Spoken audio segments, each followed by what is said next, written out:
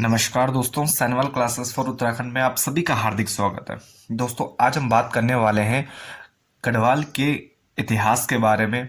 और गढ़वाल इतिहास में जैसा कि हमारा परमार या पुमार वंश की जो सीरीज चल रही है, उसी क्रम को हम आगे बढ़ाएंगे। और आज हम बात करेंगे परमार वंश के ऐसे शासक के बारे में जिसे गढ़वाल का मोहम्मद बिन तुगलक भी कहा जाता है। और अगर क्रम की बात की जाए तो यह परमार शासकों के क्रम में इसका 45वां नंबर था। तो ऐसे शासक है श्यामशाह। और श्यामशाह के बारे में बात की जाए तो ये मानसा के उत्तराधिकारी रहते हैं। और मानसा के बाद ये श्रीनगर के जो तख्त था उस पर आसीन होते हैं, यानी उसके बाद शासक बनते हैं। अब देखो, ये जैसे शासकों में क्रम इनका 45वां है, तो ये आपको क्यों ध्यान रखना है? क्योंकि जो हमारा यूके ट्रिपल है, यानी अधीनस्थ सेवा चयन आयोग है, इससे संबंधित इन्होंने प्रश्न पूछे हैं। एक क्वेश्चन आया था पिछले एग्जामों में कि सुदर्शन शाह का जो क्रम है पुमार शासकों में किस नंबर का है, या कौन से स्थान पर वो है, तो 55वें नंबर पे है। तो इसलिए आपको ये चीज भी ध्यान रखनी है कि 45वां वो शासक है श्यामशाह, और इनको गढ़वाल का मोहम्मद बिन तुगलक भी कहा जाता है।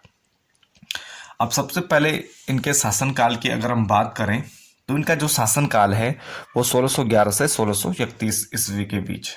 और ये जो शासनकाल है ये विवादित भी है, क्योंकि कुछ इतिहासकार 1611 से 1622-23 तक इनका शासनकाल स्वीकार करते हैं। अब देखिए, जो इतिहासकार 1622-23 तक इनका शासनकाल स्वीकार करते हैं, वो अपना मत देते हैं कि जब श्यामशाह थे तो इनके शासनकाल में केशवराय की मठ की स्थापना की जाती है 1625 में। और ये स्थापना की जाती है इनके चाचा महिपत शाह द्वारा। और महिपत शाह इनके बाद जब इनकी मृत्यु हो जाती है, गढ़वाल के शासक बनते हैं। तो इसलिए ज़्यादातर इतिहासकार क्या कहते हैं कि जो केशवराय मठ की उन्होंने स्थापना की है वो अपने शासनकाल में की है। लेकिन हम जो प्रमुख इतिहासकार हैं, अधिकतर इतिहासकार हैं, हम जो उनका मत है कि ये मठ की स्थापना, केशवराय मठ की स्थापना होती है श्यामशाह के शासनकाल में। तो हम इस थ्योरी को लेकर आगे बढ़ते हैं। अब सबसे पहले देखिए श्यामशाह के शासनकाल की जो प्रारंभिक परिस्थिति है और इसके समकालीन जो शासक है। सबसे पहले हम बात करें, अगर कुमाऊं की हम बात करें तो यहाँ पे चंद वंश चल रहा है, सोमचंद द्वारा स्थापित किया गया। और अल्मोड़ा में चंद वंश में इनके जो समकालीन शासक हैं वो 4 शासक हैं। इसमें पहला है हमारा लक्ष्मी चंद 1597 से 1621, उसके बाद दिलीप चंद 1621 से 24, विजय चंद 1624 से 25, और उसके बाद तिरमल चंद 1625 से 38। अब तिरमल चंद का संबंध भी गढ़वाल के जो ये परमार शासक हैं ये यहाँ पर आते हैं। तो इस घटनाक्रम को भी हम आगे इसमें देखेंगे। इसके बाद अगर हम दिल्ली में मुगल वंश की बात करें, ये भी इम्पोर्टेंट हो जाता है, क्योंकि कई बार यहाँ पे डायरेक्ट क्वेश्चन पूछे जाते हैं कि किस शासक का जो शासनकाल है या परमार शासक का शासनकाल में कौन से मुगल वंश के शासक शासन कर रहे होंगे। तो आपको ये सारे जो इनका शासनकाल है वो भी ध्यान रखना है, समकालीन शासक कौन कौन थे। तो मुगल वंश की हम बात करें तो यहाँ पर श्यामशाह में जहांगीर और शाहजहां 2 मुगल शासक हैं जिनका शासनकाल श्यामशाह से मिलता है। अब यहाँ पर सबसे पहले हम श्यामशाह के शासनकाल के स्रोतों की बात करेंगे कि इनके जो शासनकाल के बारे में हमें जानकारी कहाँ कहाँ से प्राप्त होती है। श्यामशाह के शासनकाल के स्रोतों की बात करें तो इनके कोई भी अगर इतिहास में हम कोई स्रोत देखते हैं इतिहास की जानकारी के बारे में, तो हम उनको जानकारी के जो सोर्स होते हैं उनको हम 2 भागों में बांट देते हैं, साहित्यिक स्रोत और पुरातात्विक स्रोत। तो इसमें हमें जो साहित्यिक स्रोत देखने को मिलते हैं श्यामशाह से संबंधित गढ़राज वंश काव्य है, जहांगीर नामा, और जो इनके शासनकाल में जेसुइट पादरी अंतोनियो दी आंद्रेद आते हैं गढ़वाल में। उसके बाद वो दापा पर जाते हैं, तिब्बत में जाते हैं। तो उनका जो यात्रा विवरण है, तो इनके शासनकाल के बारे में थोड़ा बहुत जानकारी हमें यहाँ से भी मिलती है। अगर हम पुरातात्विक स्रोतों की बात की जाए तो सिलसारी दान पत्र जो इनके द्वारा शिवनाथ जोगी को दान किया गया था 1615 ईस्वी में, तो उससे भी हमें इनके शासन से संबंधित जानकारी प्राप्त होती है।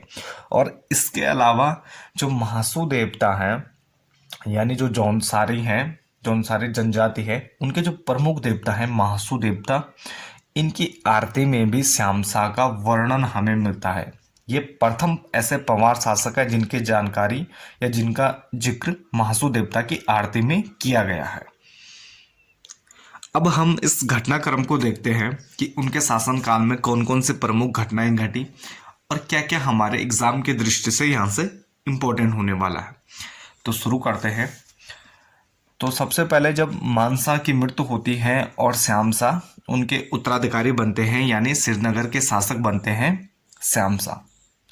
तो इससे पहले देखिए कि यहाँ पर जो समकालीन शासक हैं दापा में रहते हैं काकवा मोर, और यह काकवा मोर को मानसा द्वारा परास्त किया गया था, उसे अपना करद बनाया गया था और कुछ शर्तें उनके सामने रखी गई थी कि आप पुनः गढ़वाल पे जो ये छापेमार या लूटमार, एक प्रकार से जो धावे होते हैं, आप जो ये लूटमार करते हैं, धावे करते हैं, तो आप ये नहीं करेंगे, यानी गढ़वाल के जो भागों पर आक्रमण नहीं करेंगे।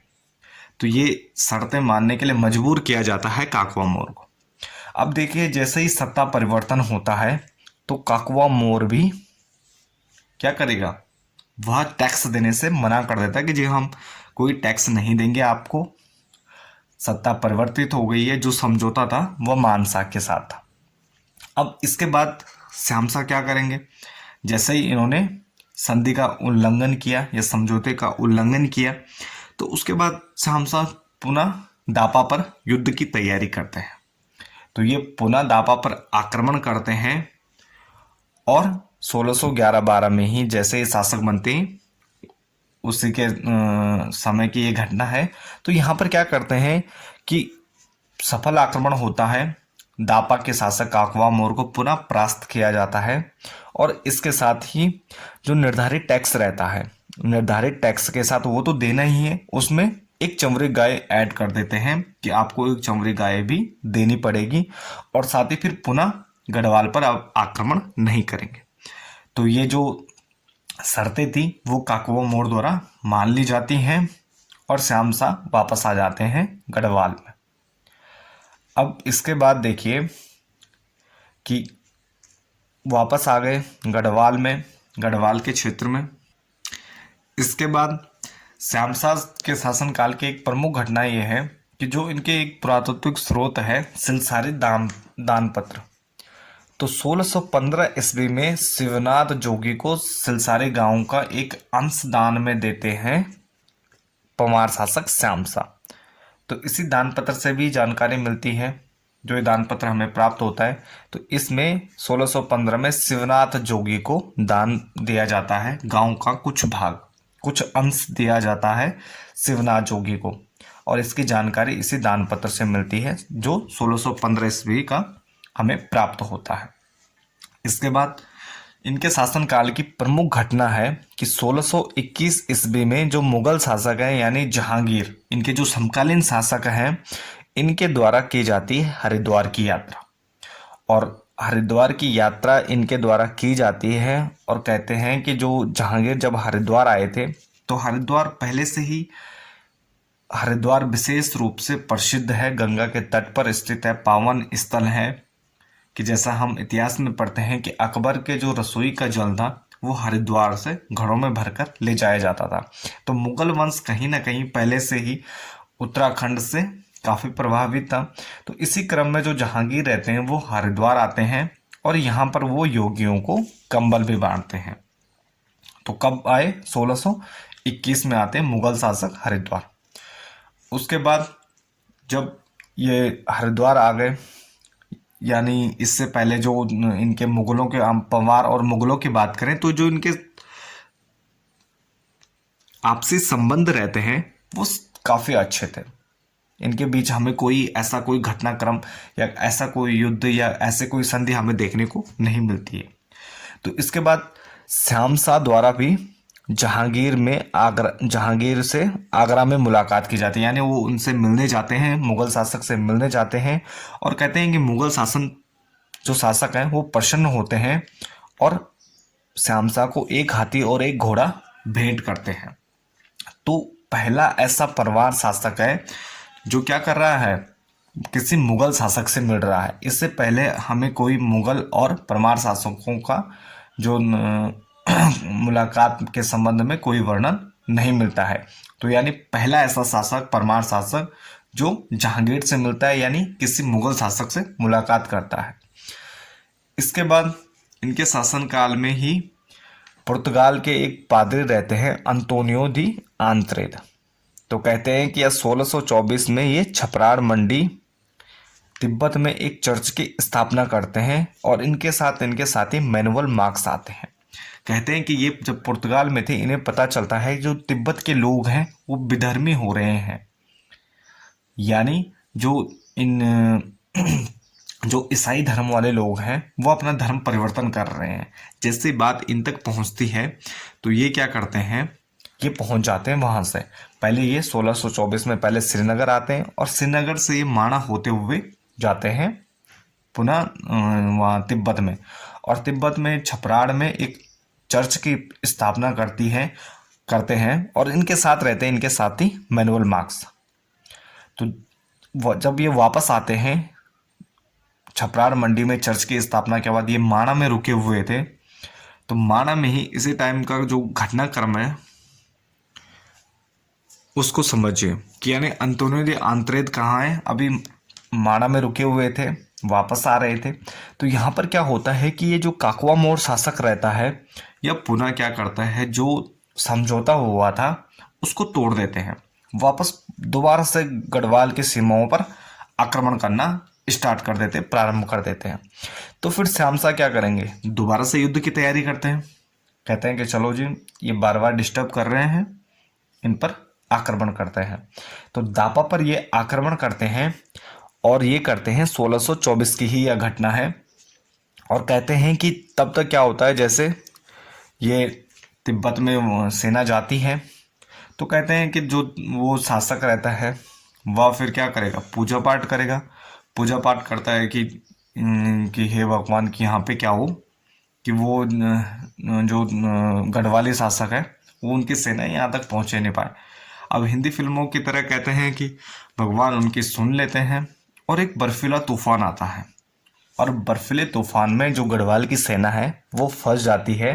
तो इसके बाद क्या होता है, उन्हें वापस लौटना पड़ता है और यह जो अभियान रहता है वो पूरी तरह असफल हो जाता है, यानी दापा को दोबारा से पुनः परास्त नहीं करते हैं श्यामसा। तो ये बर्फीले तूफान के कारण यह असफल हो जाता है।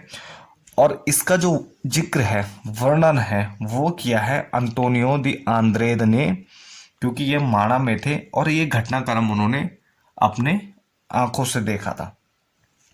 तो इसका जिक्र इनके यात्रा विवरण हमें मिलता है। इसके बाद इनके शासनकाल की एक प्रमुख घटना है कि तिरमल चंद, अब जो कुमाऊं में शासक रहते हैं, ये पहुंच जाते हैं इनके दरबार में श्रीनगर में। अब श्रीनगर में क्यों आते हैं, क्योंकि इससे पहले जो इनके पूर्ववर्ती शासक है विजय चंद, तो इनकी हत्या उनके दरबारियों द्वारा ही की जाती है, उनको जहर देके मार दिया जाता है। और ये कोशिश तिरमल चंद के साथ भी जारी रहती है। तो इसीलिए फिर तिरमल चंद क्या हो जाते हैं, भाग जाते हैं श्यामसा की शरण में कि जी हमें बचाओ।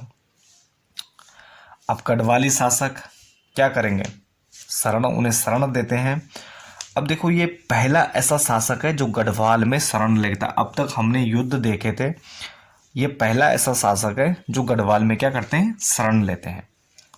तो इसके बाद श्यामसा पुनः क्या करते हैं, उसको रहने के लिए स्थान देते हैं, सेना देते हैं, और पुनः यहाँ पर तिरमल चंद को दोबारा से कुमाऊं में वहाँ की सत्ता हासिल करने में मदद करते हैं। यानी कि उनके सहयोग से 1625 में तिरमल चंद वहाँ पर शासक बन जाते हैं कुमाऊं के। तो इसमें श्यामसा उनकी मदद करते हैं और पहले ऐसे शासक है तिरमल चंद जो क्या करते हैं, गढ़वाल में शरण लेते हैं। इसके बाद 1625 ईस्वी में महिपत शाह के द्वारा, जो इनके चाचा रहते हैं, इनके द्वारा अलकनंदा नदी के तट पर ही केशोराय मठ की स्थापना की जाती है। तो यह आपने ध्यान रखना है कि 1625 ईस्वी में जो केशोराय मठ की स्थापना किसके द्वारा की गई थी? महिपत शाह के द्वारा की गई थी, और ये श्रीनगर में ही अलकनंदा नदी के तट पर स्थित है, और ये श्याम शाह के ही शासनकाल में की जाती है, महिपत शाह के द्वारा। इसके बाद 1626 ईस्वी में जो प्रभातनाथ पीर रहते हैं उनके द्वारा सत्यनाथ मंदिर का पुनरुद्धार किया जाता है, और ये देवलगढ़ में स्थित है। यह सत्यनाथ, अगर आपने इससे पहले पिछले अजयपाल से संबंधित वीडियो लेक्चर देखा होगा तो उसमें जो हमने बताया था कि जो सत्यनाथ हैं वो गुरु रहते हैं अजयपाल का, तो उनकी स्मृति में उनके द्वारा मंदिर बनाया जाता है देवलगढ़ में, और उसी मंदिर को ये पुनरुद्धार करते हैं प्रभातनाथ पीर श्याम शाह के शासनकाल में 1626 ईस्वी में। इसके बाद श्रीनगर में श्याम शाह के द्वारा एक शामशाही बाग की स्थापना की जाती है, यानी बाग बगीचों की स्थापना की जाती है। तो इसी क्रम में एक बाग की स्थापना होती है जिसे शामशाही बाग कहते हैं, और इसकी स्थापना श्याम शाह के द्वारा कहाँ की जाती है? श्रीनगर में की जाती है, यानी राजधानी के क्षेत्र में की जाती है। इसके बाद कहते हैं कि जो श्याम शाह थे उनके कोई पुत्र नहीं थे, यानी पुत्र न होने पर उन्होंने क्या किया, जो उनके गुरु रहते हैं शंकरदेव से बात की, तो उन्होंने राज्य में वास्तु दोष बताया कि राज्य में क्या है? वास्तु दोष है। तो राज्य में जब वास्तु दोष था तो इसके लिए जो शासक रहते हैं, परमार शासक रहते हैं, उनके प्रोत्साहन से उनके गुरु कौन है? शंकरदेव। शंकरदेव द्वारा वास्तु शिरोमणि नामक एक ग्रंथ की रचना की जाती है जो वास्तु दोष से संबंधित है। तो यहाँ पे आपको दो चीज़ें याद रखनी है कि एक तो गुरु शंकरदेव है। कौन है? शंकरदेव हैं श्याम शाह के गुरु, और इनके द्वारा रचना की जाती है वास्तु शिरोमणि नामक ग्रंथ की, और ये ग्रंथ वास्तु दोष से संबंधित है। इसके बाद कहा जाता है कि एक दिन अलकनंदा नदी में नाव डूबने से मौत हो जाती है परमार शासक श्याम शाह की, यानी जो उनकी मृत्यु है वो अलकनंदा नदी में उनकी नाव पलट जाती है और उनकी डेथ हो जाती है, जीपी हो जाते हैं। तो कहते हैं इसके बाद जो उनकी 60 पत्नियां रहती हैं, यानी जो उनकी 60 पत्नियां हैं, उनके द्वारा वो जब उनको जलाया जाता है तो वो भी उनके साथ उस अग्नि में सती हो जाती हैं, जल जाती हैं।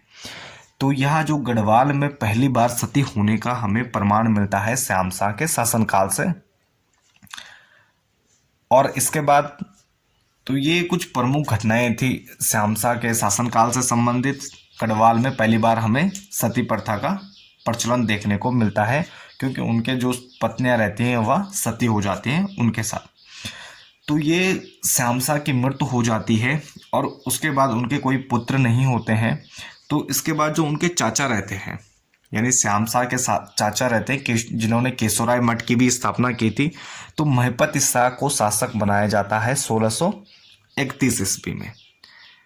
तो गढ़वाल में पुनः फिर महिपत शाह शासक बनते हैं, और इसी के साथ श्याम शाह के शासनकाल का अंत हो जाता है। तो इस प्रकार ये था कुछ श्याम शाह से संबंधित जो उनका शासनकाल है और परीक्षा उपयोगी घटनाक्रम। तो अगर आपको यह वीडियो पसंद आता है तो लाइक कमेंट शेयर जरूर करें और बने रहे चैनल के साथ। धन्यवाद।